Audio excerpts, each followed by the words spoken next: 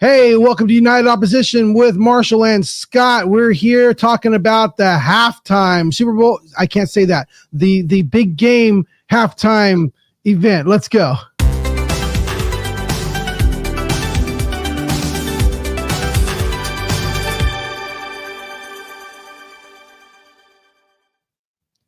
Well, hey there, everybody. Welcome back to United's Opposition. I'm Scott Garcia. This is Marshall, and we're here talking about different things, whether it be political, current events. Marshall, did you have who was your social studies teacher freshman year? I can't remember his name. Did we have Bashar? Maybe I must have had somebody else. I had the guy that my freshman year who would throw the rubber egg. Did you ever hear about him? Yeah, that's for current events. We had to have with an S. That was junior year.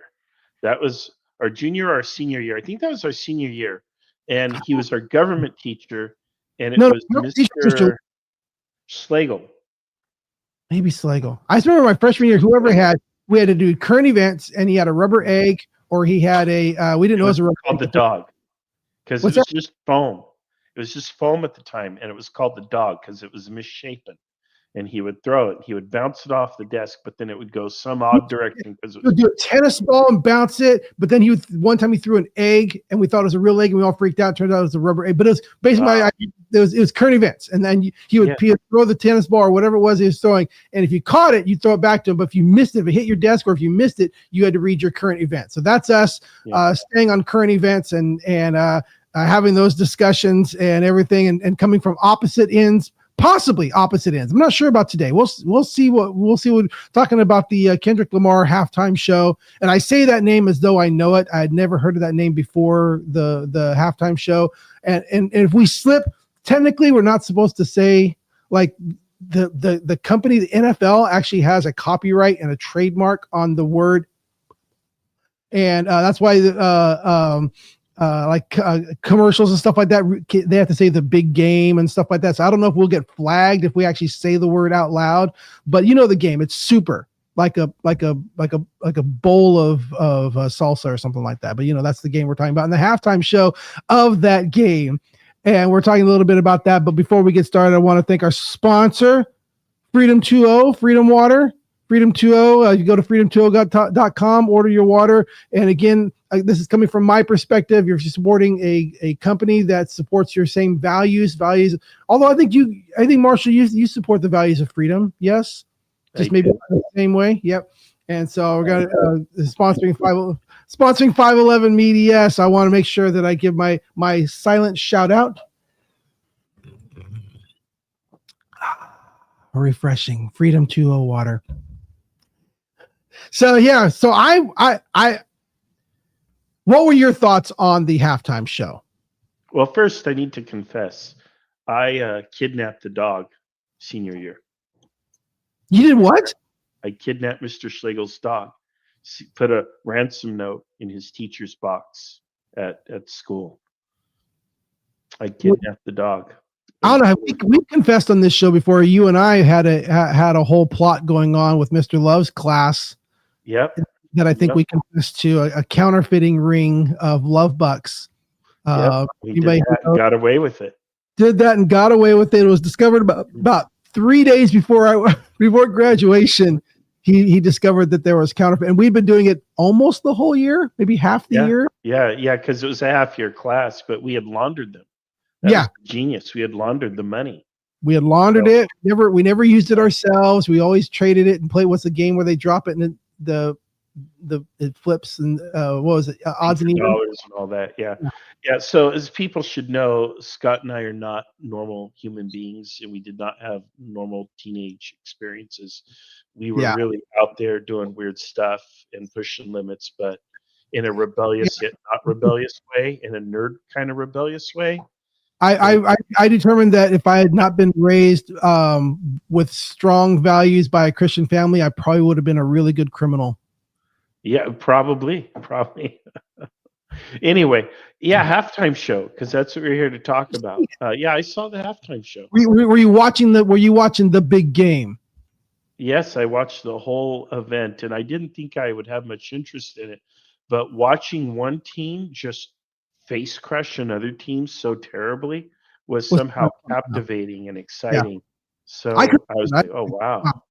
so then the halftime show comes on, and so I'm a person, again, I've spent most of my career working at one church or another, for the most part, for 15, 20 years. I don't want to use this word in a wrong way, but there is a production side of large churches, that when there's a worship team and a band playing and things going on and videos playing, there is a production side of producing that event. And usually a lot of times during Easter and Christmas, it's kind of a bigger event. We'll have a lot more things going on, coming out on stage and different things. A lot of planning. In fact, we call a lot of times at church, the Sunday is the Super Bowl of church services, and Easter and Christmas are kind of like that. And so I see this from a perspective. I put on a lot of productions. I've organized a lot of productions. I've planned productions of, like, what can we do with lighting and video and stuff like that. And so I'm always interested in watching the Super Bowl halftime show. I'm just going to say it. Who cares if we get whatever? But I'm always interested in watching the halftime show, to watch the production, to watch what it is. I don't always know who the artist is. I'm not that up on especially modern music. I'm not a top 40 listen. If you look at my Spotify, I can pull up my Spotify here, my driving playlist. I got like Phil Collins, I've got the Who, I've got Big Pig, Breakaway from the movie Bill and Ted's Excellent Adventure. Most of the songs on here, I got Queen, I've got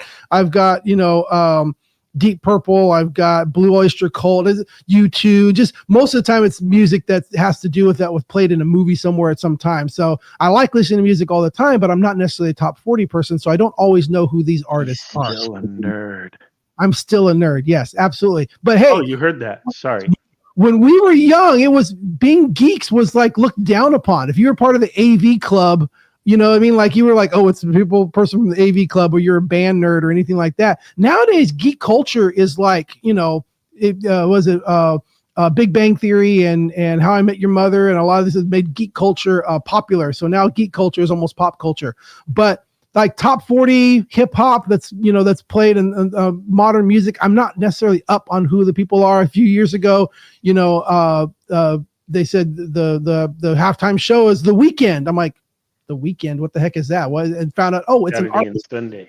Yeah, well, apparently it's an artist, a hip hop artist, pop, artist named The Weeknd. That's his moniker, that's his stage name and stuff like that. I had no idea who it was, but I watched the halftime show every time to watch the production, and most of the time, I mean, it's the biggest stage in the world on that day. I mean, if you're going to put on a concert production, if you're going to put on an entertainment production, that is the one stage for 15-20 minutes where the whole world is watching.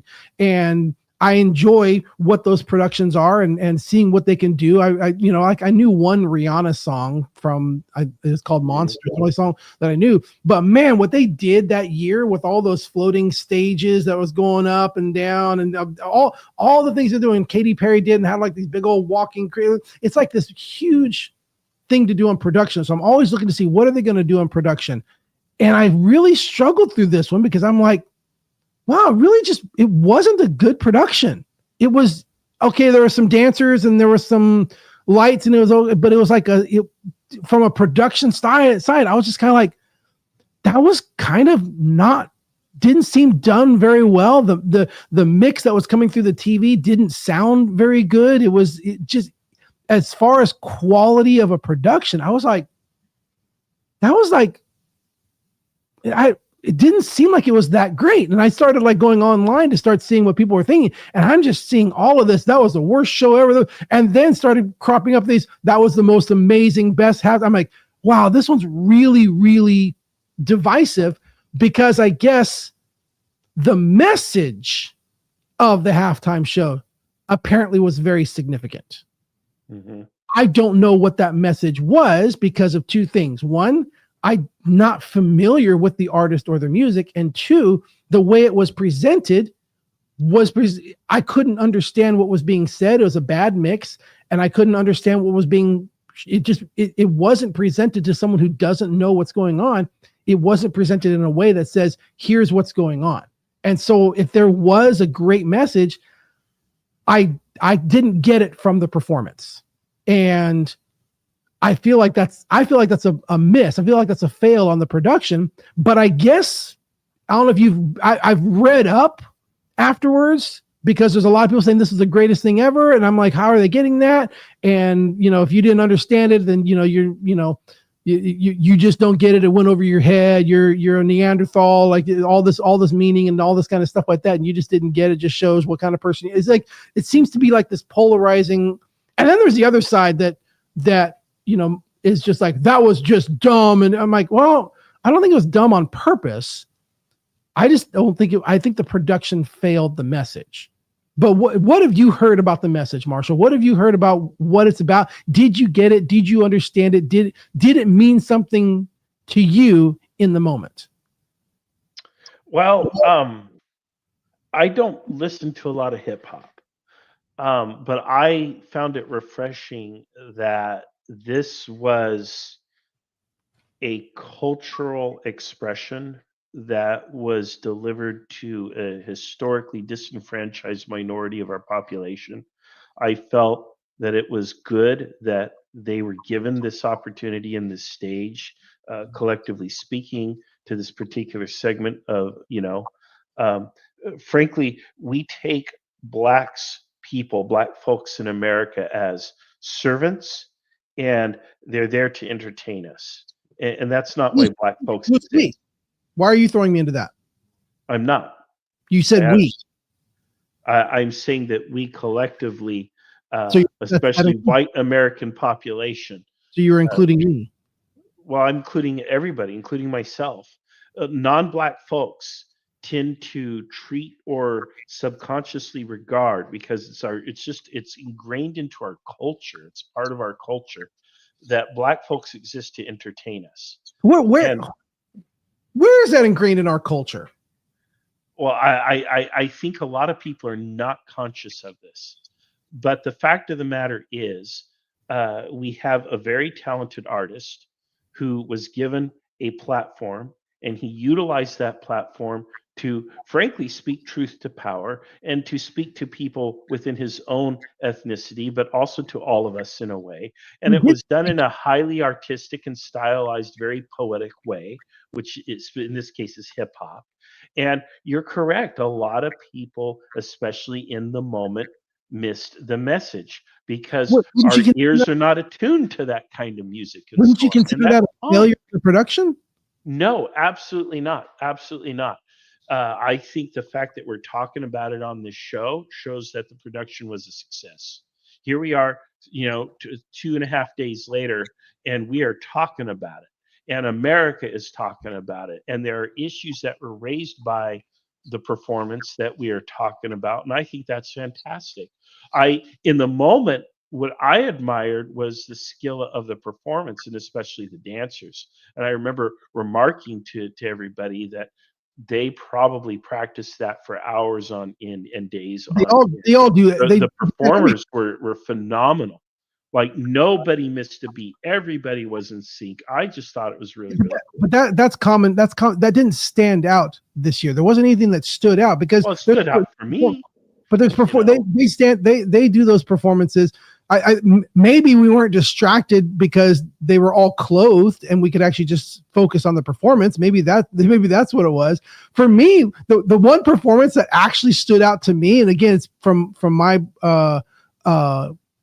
background of production, the performance that stood out to me was the Steadicam operator. Oh my gosh, that guy was on it. Like he was moving with them and was part of the production. Like, it's like there, and all of a sudden that part of the music hits and he pulls back in that moment. It's like, man, the Steadicam operator was just killing it. And the lighting, I thought, was pretty cool because it was going with everything. It just felt like there was more that could be.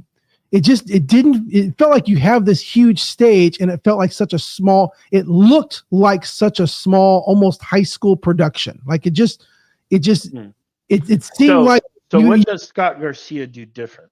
What would you do different if it were your canvas, if you will? What would Um, you do differently?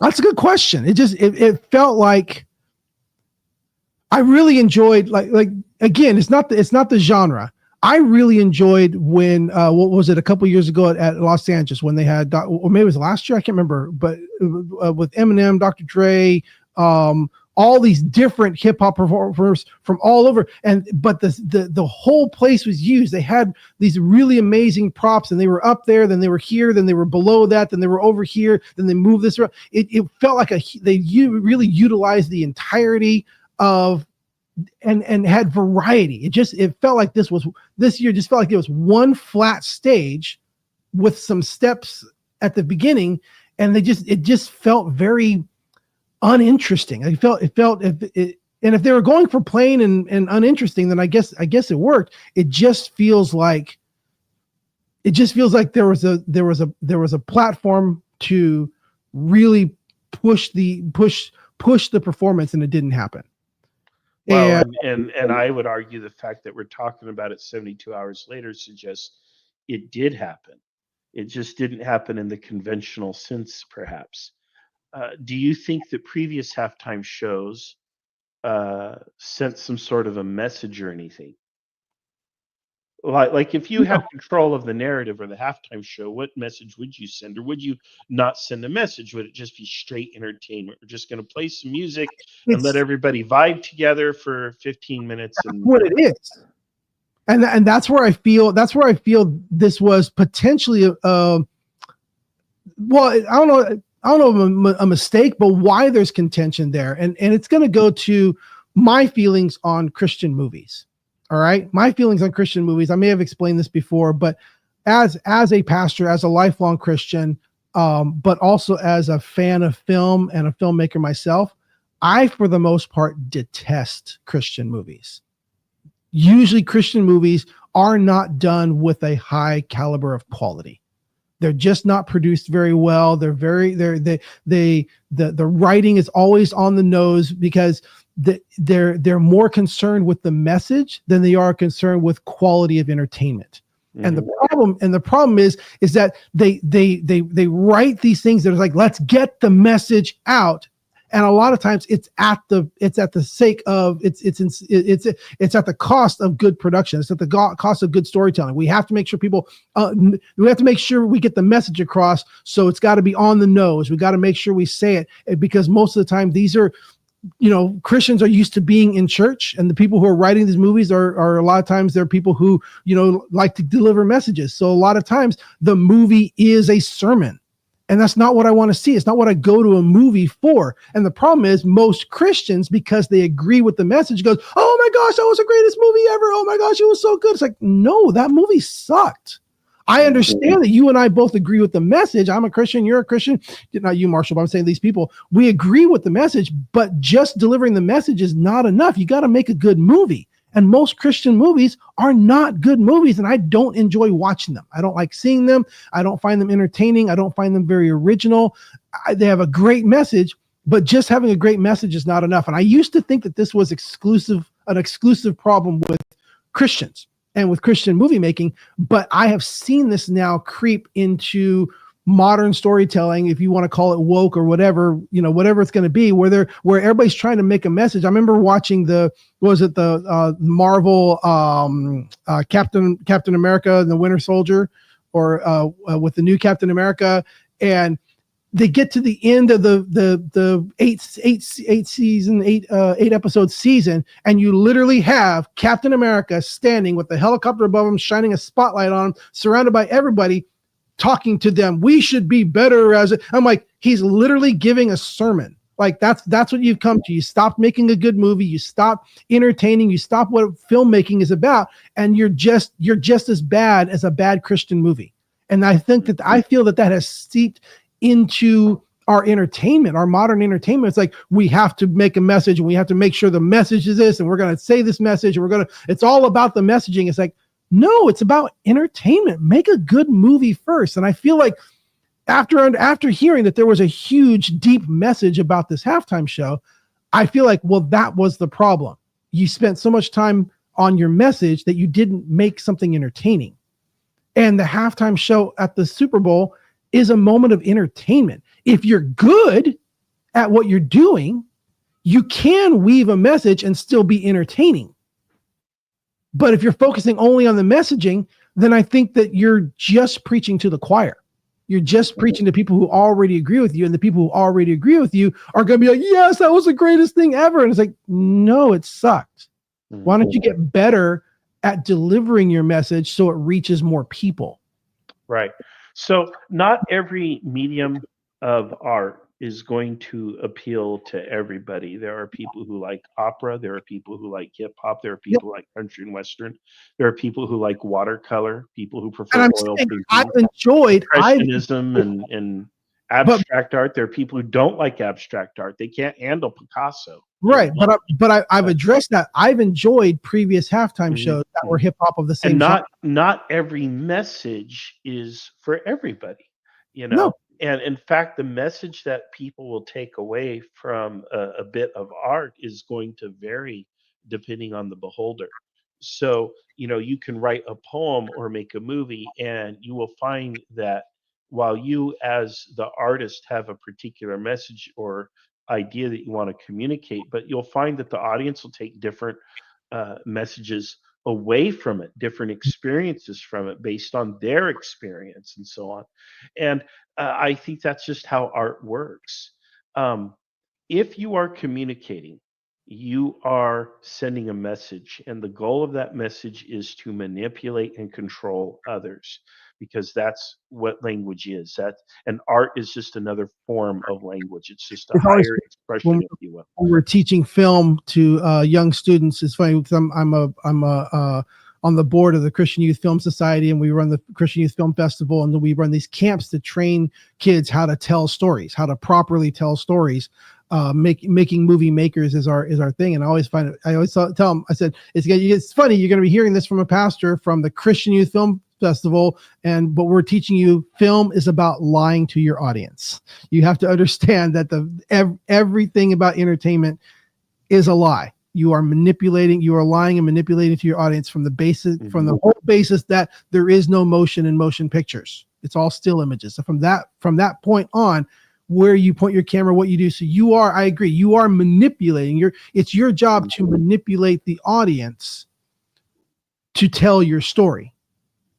So yeah, I'm with you on that. Yeah. It's just when you are focused on a message over telling a good story, the telling of the story is what makes it good or bad. Well, I think there are people who saw the performance and thought it was absolutely brilliant. And in fact, there's a number of sources of people online who are critics of this sort of thing and who do explain that this was brilliant. And they get it because they're steeped in the culture. They know what to look for. They know how to appreciate it. They are. You're preaching. Sometimes is that to good? appreciate jazz or country or rock and roll, you have to take an appreciation course so that you learn, why, for example, is jazz filled with improvisation?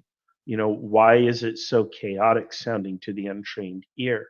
If you take a jazz appreciation course, you'll learn why that is so.